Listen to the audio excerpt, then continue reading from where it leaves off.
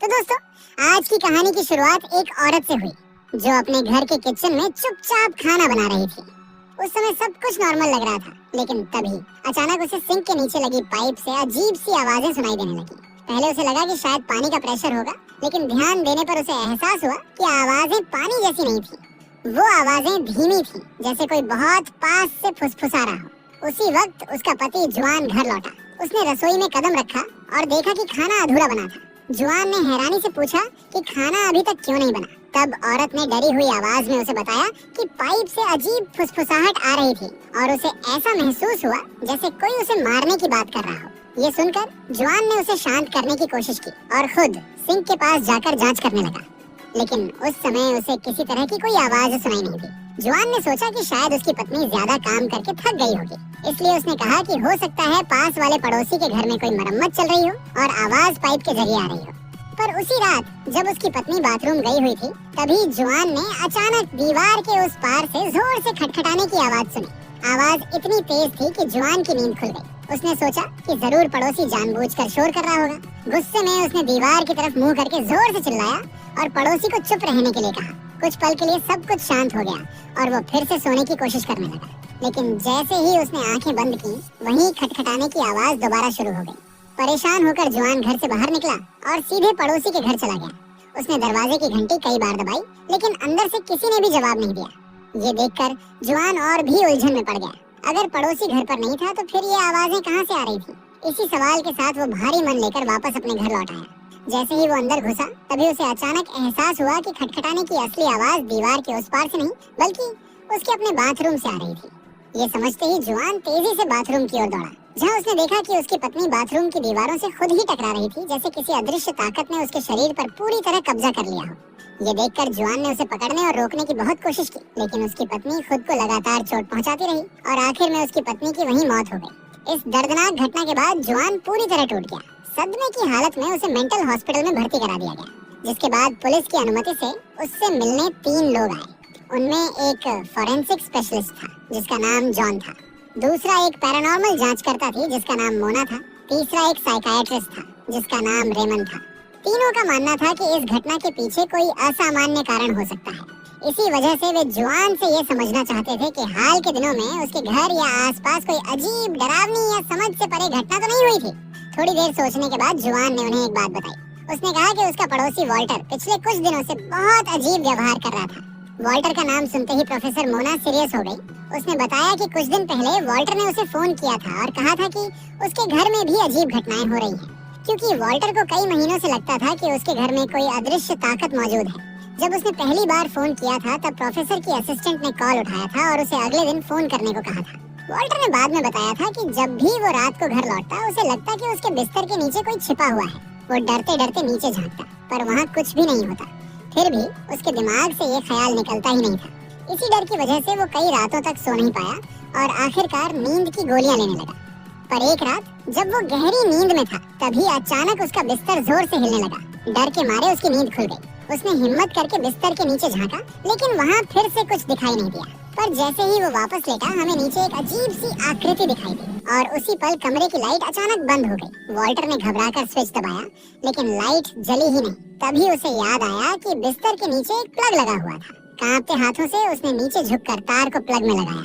जैसे ही बिजली आई, उसे साफ महसूस हुआ कि कोई इंसानी सी आकृति कमरे से तेजी से बाहर भाग गई। डर के मारे वॉल्टर तुरंत कंबल के अंदर घुस गया। उसने आंखें बंद कर ली और भगवान से प्रार्थना करने लगा, क्योंकि अब उसे यकीन हो चुका था कि उसके घर में कोई ऐसी चीज मौजूद थी जो इंसान नहीं थी।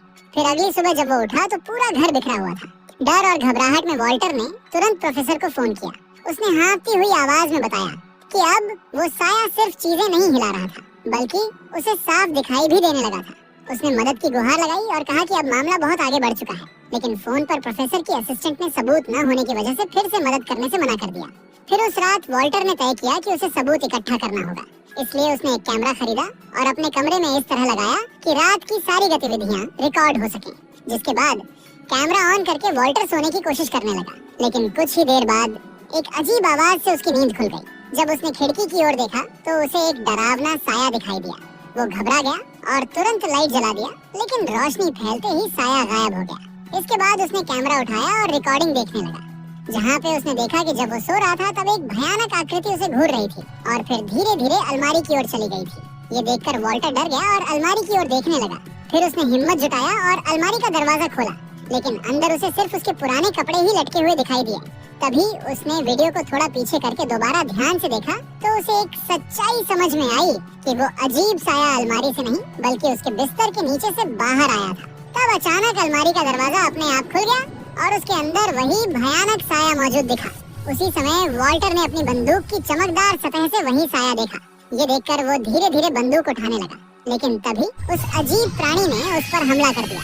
फिर अगली सुबह एक बच्चा फुटबॉल खेलते खेलते गलती से वॉल्टर के घर के पास पहुंच गया। तभी उसे अचानक प्यास लगने लगी, इसलिए वो पानी पीने के लिए वॉल्टर के घर के बाहर लगे नल से पानी पीने लगा। तभी वॉल्टर अचानक गुस्से में आ गया और बच्चे को तुरंत बाहर जाने के लिए चिल्लाया। बच्चा डर गया और घबराकर वहां से भागने लगा। तभी सड़क पर तेज रफ्तार से आती एक बस ने उसे जोरदार टक्कर मार दिया। जोरदार आवाज सुनते ही जुआन अपने घर से बाहर भागा। जब उसने पास जाकर देखा तो उसके पैरों तले जमीन खिसक गई, क्योंकि सड़क पर पड़ा मरा हुआ बच्चा असल में उसकी पड़ोसन अलीशा का बेटा था। फिर कुछ ही देर बाद पुलिस वहां पहुंची और जांच शुरू कर दी। सबूत इकट्ठा करने के बाद सड़क पर फैला खून साफ कर दिया गया और जगह को पानी से धो दिया गया। जांच की औपचारिकताएं पूरी होने के बाद बच्चे के लाश को भी कब्रिस्तान ले जाया गया, जहां उसे पूरे रीति रिवाज के साथ दफनाया गया। लेकिन उसी रात फोरेंसिक स्पेशलिस्ट जॉन को पुलिस की तरफ से एक रहस्यमय केस में मदद के लिए फोन आया। जब जॉन उस जगह पहुंचा तो उसे देखकर हैरानी हुई कि शिकायत करने वाली महिला कोई और नहीं बल्कि अलीशा थी। अलीशा डरी हुई हालत में थी। उसने बताया कि उसने अपने घर के दरवाजे के बाहर अजीब आवाजें सुनी थी। उसने कहा कि जब उसने बाहर झांक कर देखा तो उसे एक छोटे बच्चे जैसी परछाई दिखाई दी थी और जमीन पर अजीब तरह के पैरों के निशान भी थे। ये सुनकर जॉन बाहर जाकर हालात देखने लगा। तभी उसकी नजर उस जगह पर पड़ी जहां बच्चे की लाश रखी हुई थी। ये देखकर जॉन ज्यादा हैरान नहीं हुआ। उसे लगा कि ये कोई अलौकिक घटना नहीं बल्कि अलीशा के दिमाग का भ्रम हो सकता है। उसके मन में शक पैदा हुआ कि अपने बेटे की मौत का सदमा अलीशा सहन नहीं कर पा रही थी और शायद उसी हालत में उसने खुद ही कब्र से बेटे का लाश निकाल लिया हो। जॉन और पुलिस जब इसी बात पर चर्चा कर रहे थे तभी टेबल पर रखा दूध का ग्लास अचानक अपने आप गिर पड़ा। ये देखकर जॉन एक पल के लिए चुप हो गया। फिर कुछ सोचने के बाद उसने सुझाव दिया कि बच्चे के लाश को उसकी मां की नजरों से दूर चुपचाप फिर से दफना दिया जाना चाहिए और इस अजीब घटना को पुलिस रिपोर्ट में दर्ज न किया जाए। उसके मुताबिक अगर ये बात बाहर आई तो हालात और बिगड़ सकते थे। दरअसल इस केस का जिम्मेदार पुलिस ऑफिसर फ्यूज अलीशा का एक्स बॉयफ्रेंड था। इसी वजह से जॉन, जो फ्यूज का करीबी दोस्त था, उसकी मदद करना चाहता था और इसलिए वो उसे ये सलाह दे रहा था कि अगर ये सच्चाई सामने आ जाती कि अलीशा ने अपने बेटे की लाश कब्र से निकाली थी तो उस पर गंभीर सवाल उठते और उसे मानसिक अस्पताल भेज दिया जाता। इस स्थिति से बचने के लिए जॉन ने सलाह दी कि रिपोर्ट में लिखा जाए कि लाश की हलचल मौत के बाद मांसपेशियों की प्रतिक्रिया के कारण हुई थी। साथ ही उसने अलीशा को शांत रखने के लिए दवाइयां देने की भी सलाह दी ताकि वो सदमे से उबर सके। इसके बाद जॉन जब घर से बाहर निकला तो उसकी नजर सड़क के उस पार खड़ी एक महिला पर पड़ी। वो महिला कुछ तस्वीरें खींच रही थी। जॉन को वो जानी पहचानी सी लगी, इसलिए वो उसके पास चला गया। थोड़ी बातचीत के दौरान उसे पता चला कि वो कोई और नहीं बल्कि मोना थी, एक पैरानॉर्मल एक्टिविस्ट और रिसर्चर जो अलौकिक और रहस्यमयी घटनाओं पर काम करती थी। जॉन ने उससे पूछा कि वो यहाँ क्या कर रही थी। मोना ने बताया कि उसने इस इलाके में हो रही अजीब घटनाओं के बारे में सुना था और सच्चाई जानने के लिए यहाँ आई थी। जॉन ने उसे साफ शब्दों में कहा कि अगर वो सच में अलौकिक घटनाओं पर काम कर रही है तो उसे इस केस की जांच में उसका साथ देना चाहिए। इसके बाद दोनों अलीशा के घर के ड्राइंग रूम में बैठे और अब तक हुई सारी घटनाओं पर चर्चा करने लगे। तब जॉन ने बताया कि वो पिछले 15 सालों से एक फोरेंसिक विशेषज्ञ के रूप में काम कर रहा है, लेकिन अपने पूरे करियर में उसने ऐसा रहस्यमय और उलझा हुआ केस पहले कभी नहीं देखा था। ये सुनकर प्रोफेसर मोना ने कहा कि जो कुछ इस इलाके में हो रहा था वो किसी सामान्य अपराध या हादसे का नतीजा नहीं लग रहा था। उसके मुताबिक ये घटनाएं किसी गहरी और डरावनी शक्ति की ओर इशारा कर रही थी। उसी समय एक छोटा बच्चा जो अपना खिलौना ढूंढते ढूंढते भटक गया था, गलती से दीवार के आर पार होकर उस कमरे में आ गया। पर जैसे ही उसकी नजर कमरे में रखे लाश पर पड़ी, वो डर के मारे वहीं रुक गया। तभी अचानक उस लाश का सिर धीरे धीरे घूमकर सीधे बच्चे की तरफ देखने लगा। उसी डरावने माहौल के बीच मोना ने जॉन को कुछ तस्वीरें दिखाई। ये तस्वीरें वॉल्टर के घर से ली गई थी। जब जॉन ने एक पुरानी तस्वीर देखी तो उसने उसे सिर्फ एक इत्तेफाक मान लिया, लेकिन प्रोफेसर मोना की नजर अलग थी। उसने उस तस्वीर में कुछ ऐसा देखा जिसे जॉन नजरअंदाज कर गया था, क्योंकि मोना को यकीन था कि वॉल्टर के घर में हुई घटनाएं और यहाँ हो रही ये डरावनी बातें आपस में जुड़ी हुई थी। तभी अचानक बाहर से एक बच्चे की जोरदार चीख सुनाई दी। आवाज इतनी तेज थी कि दोनों चौंक गए और वे तुरंत उस दिशा में दौड़े, लेकिन वहाँ पहुंचकर देखा कि आस-पास कोई भी नहीं था। उसी पल मोना की नजर दरवाजे पर पड़ी। ये देखकर वो समझ गई कि कोई न कोई अभी-अभी अंदर आकर गया है। हालात को बिगड़ने से रोकने के लिए दोनों ने जल्दी से बच्चे की लाश को फ्रिज के अंदर रख दिया ताकि कोई और उसे न देख सके। लेकिन जो बात उन्हें नहीं पता थी वो ये थी कि उसी दौरान वहाँ मौजूद एक बच्चे का कैमरा चालू था और ये सारी डरावनी घटनाएं उसमें रिकॉर्ड हो चुकी थी। इसके बाद जॉन ने पुलिस अधिकारी फ्यूज से मुलाकात की। दोनों ने आपस में तय किया कि जब मृत बच्चे की मां सो रही होगी तभी वे चुपचाप लाश को ठिकाने लगा देंगे ताकि मामला और न बिगड़े। लेकिन जैसे ही वे ये योजना बना रहे थे तभी फ्रिज अचानक जोर-जोर से हिलने लगा। ऐसा लग रहा था जैसे कोई अंदर से बाहर निकलने की कोशिश कर रहा हो। इस डरावनी घटना के बाद कहानी फिर उसी मोड़ पर लौट आती है। अब हमें पता चलता है कि ये सारी बातें तीनों, जुआन, प्रोफेसर मोना और फॉरेंसिक स्पेशलिस्ट जॉन, आपस में बैठकर दोहरा रहे थे। वे अब तक हुई सभी घटनाओं को क्रम से जोड़कर समझने की कोशिश कर रहे थे। तभी जॉन ने एक फाइल सामने रखी और बताया कि जांच आगे बढ़ाने के लिए उन्हें आधिकारिक मंजूरी चाहिए। उसने कहा कि क्योंकि इन घटनाओं का केंद्र एक ही इलाका था, इसलिए पुलिस से पहले ही क्षेत्रीय जांच की अनुमति ली जा चुकी थी। अब सिर्फ जुआन के घर की जांच के लिए उसकी लिखित अनुमति जरूरी थी। जुआन ने थोड़ी देर सोचा, लेकिन सच सामने लाने के लिए उसने हिम्मत जुटाई और जांच की अनुमति देते हुए दस्तावेज पर हस्ताक्षर कर दिया। इसके बाद पुलिस ने औपचारिक रूप से पूरी जांच को मंजूरी दे दी, जिसके बाद सभी लोग अपना सामान लेकर उसी इलाके में पहुंच गए जहां ये सारी घटनाएं हुई थी। जांच को सही तरीके से करने के लिए टीम को अलग-अलग हिस्सों में बांटा गया। लीड इन्वेस्टिगेटर मोना जुआन के घर की जांच के लिए गई, क्योंकि वहीं से ये सब शुरू हुआ था। बाकी दो इन्वेस्टिगेटर वॉल्टर के खाली पड़े घर की तरफ रवाना हुए, जहां सबसे ज्यादा अजीब घटनाएं दर्ज की गई थी। और वहीं चौथा इन्वेस्टिगेटर उस बच्चे के घर पहुंचा जिसकी बस एक्सीडेंट में मौत हुई थी। इसी दौरान बिजली न होने की वजह से फ्यूज ने प्रोफेसर से पूछा कि क्या बिजली वापस चालू करवाई जाए ताकि जांच आसानी से हो सके, लेकिन रेमन ने तुरंत मना कर दिया। उसका मानना था कि अंधेरे में आत्माएं ज्यादा सक्रिय होती हैं और अगर इस केस की सच्चाई सामने लानी है तो अंधेरा बनाए रखना जरूरी है। फिर जब दोनों रसोई में पहुंचे तो उन्होंने देखा कि कुछ बर्तन अजीब तरह से अलमारी के ऊपर चिपके हुए थे। जैसे ही रेमन ने एक बर्तन को छूने की कोशिश की, तभी एक चाकू अचानक हवा में उठा और उसके हाथ में गहराई तक कट लग गया। ये देखकर फ्यूज मदद के लिए आगे बढ़ा। तभी रेमन ने और भी डरावनी बात देखी, जहाँ पे अलमारी के अंदर कुछ ऐसा छिपा था जो उसके खून को पी रहा था। घबराकर फ्यूज ने तुरंत अपनी बंदूक निकाल ली, लेकिन रेमन ने उसका हाथ पकड़कर उसे गोली चलाने से रोक दिया। उसने धीमी आवाज में कहा कि गोली चलाने से हालात और बिगड़ सकते हैं। इसके बाद रेमन ने हिम्मत जुटाकर धीरे-धीरे अलमारी का दरवाजा खोला। दरवाजा खुलते ही वहाँ कुछ भी दिखाई नहीं दिया। तभी रेमन ने अपने हाथ से चाकू बाहर निकाला और दर्द सहते हुए पीछे हट गया। फिर फ्यूज उसे तुरंत वहाँ से एक सुरक्षित जगह पर ले गया। इसी दौरान जॉन को फ्यूज का फोन आया। उसने साफ शब्दों में कहा कि वो अब यहाँ नहीं रह सकता। उसने बताया कि उसने अपनी जिंदगी में पहली बार ऐसी चीजें देखी हैं जिन्हें वो समझ ही नहीं पा रहा है। फ्यूज ने ये भी कहा कि उसे दिल की बीमारी है और इतना तनाव वो सहन नहीं कर सकता। उसके मुताबिक अगर वह ज्यादा देर यहाँ रहा तो उसकी हालत और बिगड़ सकती है। लेकिन उसी पल जब जॉन फोन पर उसकी बात सुन रहा था, तभी उसकी नजर शीशे पर पड़ी। शीशे के उस पार उसे एक पल के लिए कुछ असामान्य दिखाई दिया। उसे ऐसा लगा जैसे फ्यूज जिस घर में था वहाँ उसके बिस्तर के पास कोई खड़ा है। अजीब बात ये थी कि वो आकृति सीधे कमरे में नहीं बल्कि सिर्फ शीशे में दिखाई दे रही थी। जॉन ने पलक झपकाई, लेकिन वो परछाई अब भी वहीं थी। लेकिन अचानक वो भूतिया आकृति उस जगह से बाहर निकलती हुई उसके सामने आ खड़ी हुई, जिस वजह से उनका संपर्क टूट गया। और वही दूसरी तरफ प्रोफेसर मोना ने भी कुछ असामान्य महसूस किया, जहाँ पे उसने दीवार पर एक दरार बनती देखी। उसी समय फ्यूज रेमन के पास पहुंचा और कहा कि वो तुरंत यहाँ से जाना चाहता है। लेकिन तभी रेमन को एक नया सुराग मिला और उसने फ्यूज से उस पर ध्यान देने को कहा। जब दोनों ने एक साइड से बिस्तर के नीचे देखा तो उन्हें वहाँ कुछ भी नहीं मिला।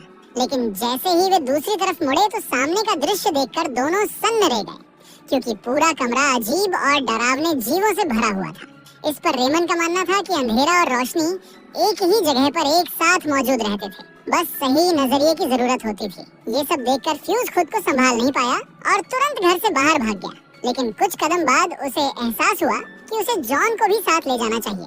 इसलिए वो जॉन के घर पहुंचा और कई बार आवाज लगाई, लेकिन जॉन ने कोई जवाब नहीं दिया। तभी उसकी नजर कमरे के एक कोने में रखी अलमारी पर पड़ी। अलमारी के दरवाजे पर ताजे खून से बना एक हाथ का निशान साफ दिखाई दे रहा था। फ्यूज का दिल जोर से धड़कने लगा। डरते हुए कांपते हाथों से उसने अलमारी का दरवाजा खोला। दरवाजा खुलते ही उसके पैरों तले जमीन खिसक गई। अंदर जॉन की लाश पड़ी थी। उसका शरीर ठंडा पड़ चुका था और उसकी आंखों से खून बह चुका था। उधर प्रोफेसर मोना दीवार की दरारों की जांच कर रही थी। तभी उसने देखा कि वहाँ एक आदमी छिपा हुआ था और वो आदमी कोई और नहीं बल्कि वॉल्टर था, जो काफी समय से गायब था। उसी वक्त फ्यूज वहाँ पहुंचा और प्रोफेसर को बताया कि जॉन के साथ कुछ बहुत भयानक हुआ है और जॉन से हुई सारी घटना के बारे में बता दी। ये सब सुनते ही मोना समझ गई कि हालात अब उनके हाथ से निकल चुके हैं। उसने तुरंत रेमन से संपर्क करने की कोशिश की और साफ कहा कि जांच अब रोकनी चाहिए क्योंकि मामला जानलेवा बन चुका है। लेकिन दूसरी तरफ से कोई जवाब नहीं आया। तभी अचानक प्रोफेसर मोना के दिमाग में सारी घटनाएं एक साथ जुड़ने लगी। उसे आखिरकार उस रहस्य की सच्चाई समझ में आ गई जो अब तक सबकी नजरों से छुपी हुई थी। फिर मोना ने फ्यूज को बताया कि ये भूतिया शक्तियां किसी इंसान के जरिए नहीं बल्कि पानी के जरिए फैल रही थी। जिस बच्चे का बस एक्सीडेंट हुआ था उसने वॉल्टर के घर का पानी पिया था। उसकी मौत के बाद जब पुलिस ने सड़क को पानी से धोया तो वही दूषित पानी नालियों के जरिए पूरे इलाके में फैल गया। यही वजह थी कि जुआन की पत्नी को रसोई में अजीब आवाजें सुनाई देने लगी थी। लेकिन तभी अचानक अंदर से एक हाथ बाहर निकला और प्रोफेसर को पकड़ लिया। ये दृश्य इतना डरावना था कि फ्यूज का दिल तेजी से धड़कने लगा और उसे दिल का दौरा पड़ गया। उसी समय दीवार से एक राक्षसी आकृति बाहर निकलने लगी। दूसरी तरफ रेमन अपने कमरे में कैमरे की रिकॉर्डिंग देख रहा था ताकि सबूत जुटा सके। तभी उसके पीछे रखी अलमारी अपने आप चरमराती हुई खुल गई। रेमन ने जैसे ही पलटकर देखा उसका चेहरा डर से सफेद पड़ गया। अगले ही पल उसके साथ भी वही हुआ जो जॉन के साथ हुआ था। उधर किसी तरह फ्यूज उस भयानक घटना से जिंदा बच गया। कुछ समय बाद जब उसे होश आया तो उसने देखा कि कमरे का सारा फर्नीचर अपने आप हिल रहा था। तभी दरवाजा खुला और अलीशा अंदर आ गई। उसका चेहरा गुस्से और दर्द से भरा हुआ था। फ्यूज ने उसे देखते ही मदद की गुहार लगाई, लेकिन अलीशा ने उसकी एक भी बात नहीं सुनी। वो उस पर चिल्लाने लगी और अपने बच्चे को नुकसान पहुंचाने का दोष फ्यूज पर लगाने लगी। फिर उसने उस वीडियो का जिक्र किया जिसे उस लड़के ने अपने मोबाइल में रिकॉर्ड किया था। अलीशा ने बताया कि उस वीडियो में फ्यूज साफ दिखाई दे रहा था, जहां वो एक लाश को छिपाते हुए दिख रहा था। लेकिन फ्यूज के बार बार माफी मांगने पर अलीशा थोड़ी नरम पड़ गई, क्योंकि दोनों का कभी रिश्ता रह चुका था। इसके बाद जब फ्यूज उसके कार में बैठने वाला था तभी उसने बच्चे की लाश देख ली। ये देखकर फ्यूज का दिल बैठ गया। उसी पल उसे एहसास हो गया कि अलीशा पूरी तरह अपना मानसिक संतुलन खो चुकी है और अब हालात उसके काबू से बाहर हो चुके हैं। डर के मारे वो बिना कुछ कहे तुरंत दूसरी कार की ओर चला गया। जैसे ही उसने गाड़ी स्टार्ट करने की कोशिश की तभी मोना की आत्मा उसके पास आ गई। उसे देखते ही वो बुरी तरह घबरा गया। जल्दी से गाड़ी चालू की और वहाँ से भाग निकला। लेकिन कुछ दूर जाने के बाद उसने अचानक सड़क किनारे गाड़ी रोक दी। उसका दिमाग तेजी से चल रहा था। वो जानता था कि भागने से कुछ भी खत्म नहीं होगा। अगर उसने अभी कुछ नहीं किया तो ये अभिशप्त ताकतें और लोगों की जान लेती रहेंगी। इसलिए वो वापस मुड़ा और तेज रफ्तार से उसी जगह पर पहुंच गया। वहाँ पहुंचते ही उसने अपनी कार की डिक्की खोली और पेट्रोल के 2 डिब्बे निकाले। उसका इरादा साफ था। वो उस अभिशप्त घर को जला देना चाहता था ताकि ये रहस्यमय और डरावनी ताकतें हमेशा के लिए खत्म हो जाएं। लेकिन जब वो अलीशा के घर पहुंचा तो उसने देखा कि अलीशा ने फांसी लगा ली थी। ये दृश्य देखकर वो हिल गया, लेकिन उसने खुद को संभाला और पूरे घर में पेट्रोल डाल दिया।